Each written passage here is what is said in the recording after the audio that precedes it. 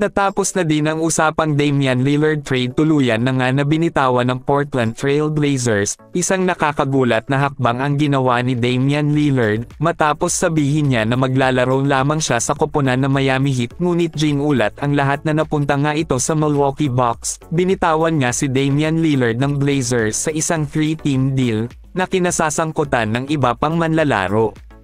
Nauna nang pinabura ng Miami Heat na kunin si Lillard, ngunit ang Toronto Raptors ay lumabas bilang contender din nitong mga nakaraang linggo. Sa naganap na 3-team deal, napunta si Damian Lillard sa Milwaukee Bucks, habang napunta naman si Jrue Holiday at si DeAndre Ayton sa Portland Trail Blazers. Nakuha naman ng Phoenix Suns sina Joseph Nurkic, Grayson Allen, Nasir Little at Keon Johnson. Samantala, ang isyu kay Giannis Antetokounmpo na hindi pagpirma niya sa extension ay hindi pa rin tapos na patuloy pa rin na pinag-uusapan, ngunit ang pagdaragdag kay Damian Lillard ay makapagpapaisip sa kanya na manatili sa Milwaukee Bucks para sa pangmatagalang hinaharap. Naniniwala ang Bucks na sa pagpasok ni Damian Lillard ay makakasungkit sila ng kampyonato, ngunit ang pagkawala ni Jrue Holiday ay nawalan sila ng isang mahusay na nagdedepensa, isang mahusay na manlalaro. Naging kampante din ngayon ang Portland Trail Blazers na pinangunahan nina Jrue Holiday at DeAndre Ayton. Si Jrue Holiday ang papalit kay Lillard na magbibigay ng veteranong pamumuno, hindi siya ang parehong kalibre ng superstar na si Lillard, ngunit si Holiday ay isang napakahusay din na manlalaro.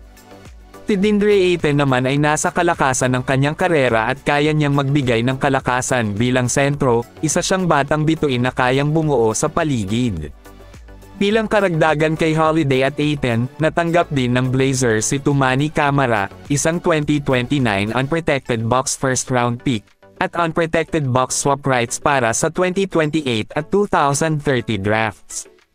Ang Suns naman ay ang ikatlong koponan sa Damian Lillard deal. Ginampanan nila ang isang mahalagang papel na ipinadala si DeAndre Ayton sa Portland.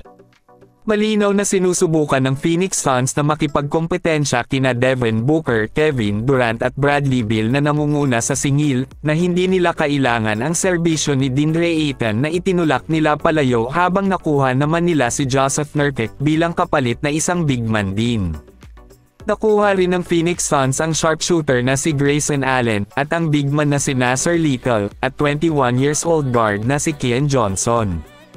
Sa naganap na 3-team deal na ito, ang nakikita na nagwagi ay ang Milwaukee Bucks, dahil tumaas ang kanilang tsansa sa kampyonato sa pamamagitan ng pagkuha kay Damian Lillard. Ang Portland naman ay tiyak na maaaring gumawa ng mas mahusay para sa kanila, habang ang Phoenix Suns ay pinalitan lamang ang kanilang panimulang sentro at nagdagdag ng higit na lalim.